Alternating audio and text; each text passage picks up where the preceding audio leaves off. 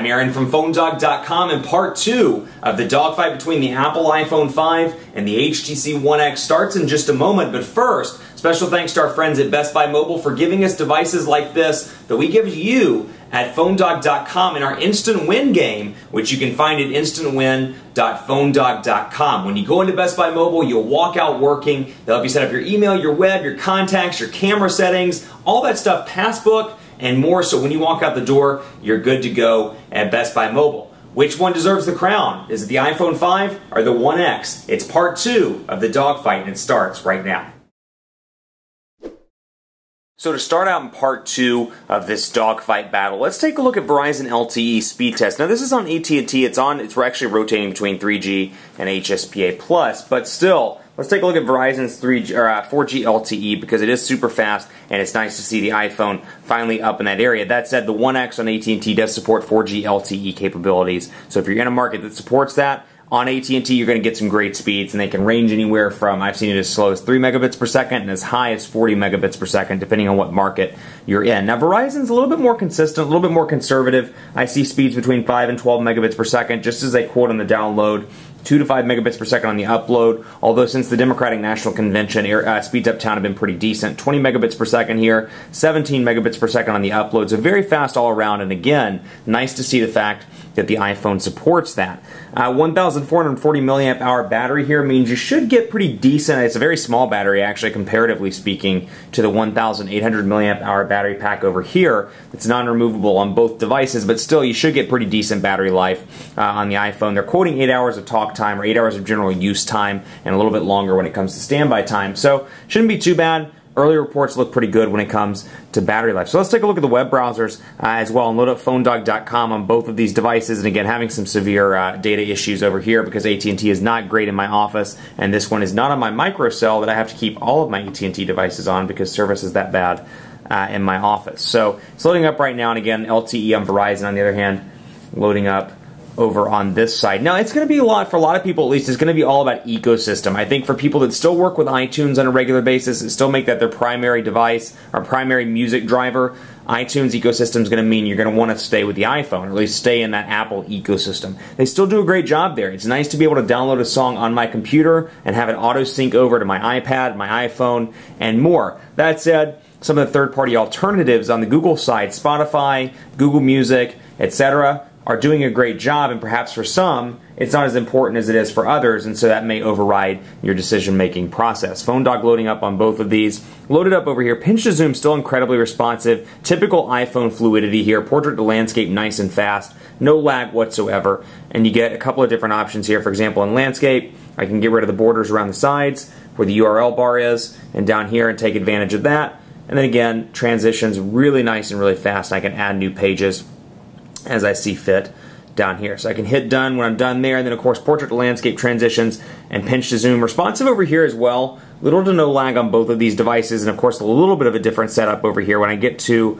the menu, I can do add to, I can add tabs, I can view the desktop site, enable flash player, and more directly from the menu. And again, buttons down here include back, home, and then recent applications, though it does do an HTC interface over here as opposed to the stock Android interface that we're used to where we swipe from side to side instead of up. This is a proprietary HTC look and feel over on this device. Over here again, very responsive, little to no lag, and I can double tap twice and see my running applications, as well as lock stuff into portrait mode, play music out of the gate, and then load up iTunes by default. Otherwise I can just see the running applications here in the bottom. Now press to hold, or excuse me, I didn't mean to double tap. Press to hold, activate Siri. Siri, what's the weather like? Here's the forecast through Monday. And there's the forecast through Monday. So you can use Siri over here. Unfortunately, because this has not come at least right now with Android 4.1, you don't get the advantage of Google Now over here, so you can't use it in the way that you can do it with Siri over here. That said, Android 4.1 should roll out very soon over here. And again, I think the benefits that you get, applications very similar across both platforms here, and cameras are very good on both. On that note, let's take a look. 8 megapixel shooters on both of these devices. We'll load up the 8 megapixel camera over here as well. And let's do, actually, you know what, we'll do iPhone on iPhone. Let's take, no we're not, let's do original Galaxy Note, because it's easier to take a picture of a white phone. So I'm going to focus in on some text down here with both of these devices. Now you get a couple of features down here. You get panorama mode, which is new to the iPhone 5. been on Android devices for some time, and I hate when I hear people say, panorama, doesn't the iPhone have that? Well, quite a few Android devices have had that for a long time as well. So not saying it's not awesome that it's on the iPhone 5. What I am saying is I hate the fact that people think it's revolutionary because it's on the iPhone 5, when in reality this has been on plenty of devices for plenty of time. So there is a quick picture. And of course I can switch over to 1080p HD video recording as well pretty easily, as well as the front-facing camera. So great camera over here. iPhone continues to do a great job in the camera department, but with the image sense processor and HTC One X, it's really impressive all around because you can do some really cool things here. For example, as you can see here, and I'm just taking, and I have the sound turned off. I probably should turn the sound up so you can hear this. I'm back out of that really quickly. And I can just take pictures back and forth as I see fit. So if I'm watching a football game, a basketball game in real life, I can take a bunch of pictures and I can choose the best shot and delete the rest if I want to. Conversely, I can go over here into, bam, video mode, start up a video, and I can take still pictures while I'm in the video as well. So it's like if I'm doing a video of a football game or maybe my son's football game, and all of a sudden he comes up and he scores a touchdown, I can take quick pictures, and you see this magnified in the AT&T HTC One X commercial as well. So nice features there. Camera-wise, it's definitely a wash. Both of these have fantastic cameras, but I think the features of the One X distinguish it as a premium camera option in between these two devices. So I think in a lot of cases the iPhone 5, great features, and if you're an iPhone fan, it's great to have these features. LTE, super nice. Apple A6 CPU, super nice. A thinner and lighter body, and I mean really when you look at the build quality of this device, you can't beat the way it looks. It's a beautiful device. Say what you will about it scuffing up or breaking, but it's an absolutely beautiful device here with a metal back. You've got glass on the front, and you've got beautiful metal sides. It's thinner and lighter than the original iPhone 4S, or I should say the iPhone 4S, and it's packing a nano SIM card now as opposed to a micro SIM card. Headphone port now on the bottom, along with your lightning port, which is your new charging port here, much smaller, and you can flip it around much like an AC adapter module on the MacBook Pro or MacBook Air. You can flip it either way and take advantage of charging it from either direction. So again, a very nice device. It's the same size in terms of width. It's just taller because of the 4-inch display. So for people that love iPhone, it's going to continue to be a great option. For people that are perhaps first-time smartphone buyers, it'll continue to be a great option as well. That said, the customization over here, fantastic. I think Android, with Android 4.0 and up, it's finally at a point with combined with user interfaces where it can be good for the mainstream consumer. Finally at that point, and again, I showed you the dial pad. Let me pull it up over here as well and show you what it looks like over on the HTC One X. Now, one area where this thing does a great job is personal information management. So not only can you synchronize stuff up with Gmail and with Google, obviously, take advantage of Google Drive, Google Voice, all this stuff natively with Android a little bit better than you can. Google Talk, for example, much better than you can with iOS.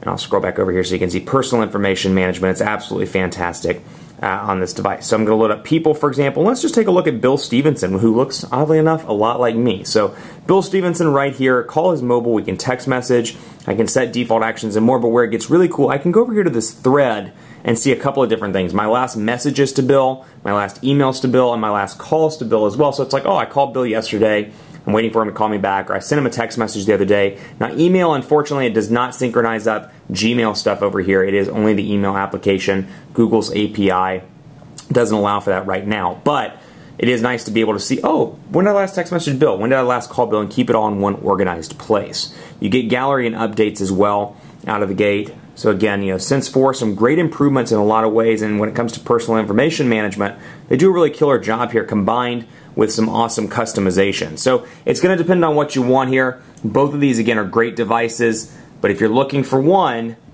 it's a dogfight. We got to choose a winner between one of these devices. The winner of the dogfight by a very narrow margin. We're talking like very narrow margin here.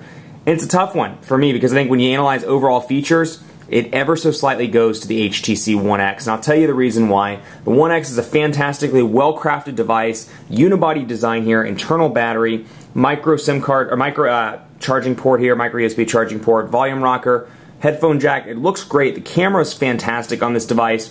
Android phones are finally up to par with things like this and the Galaxy S3 and the Galaxy Note 2 and the HTC One S. These phones are finally up to par with devices like the iPhone. And I think in a lot of cases, iPhone 5 is playing catch up by a thinner design, by a larger display, by LTE, whereas if you go with AT&T now, you could have had LTE on this device for months prior to the iPhone 5 coming out. So I think they're finally at a point where their mainstream consumer can pick this up and use it. My mother's used HTC Sense, my dad's used HTC Sense at some point, and both of them have been able to use it pretty successfully. So, you know, you look at this and you're like, finally, combined with a great user interface, Android 4.0, Android 4.1 is finally ready for mainstream adoption. And again, you're getting devices, yeah, they may not be glass, they may not be metal, but still a beautiful build quality here. It's thin, it's sleek, it offers some great camera features and more. That's not to say that this isn't a phenomenal device, but I think some of the early features like issues with the keyboard and the overall gesture responsiveness make it a challenging, you know, recommendation over something like the One X. It's still a great device, very fluid, but I'm kind of like, hey, come on, Apple, like this is very atypical to you. This is not you. You know, you usually have great fluidity,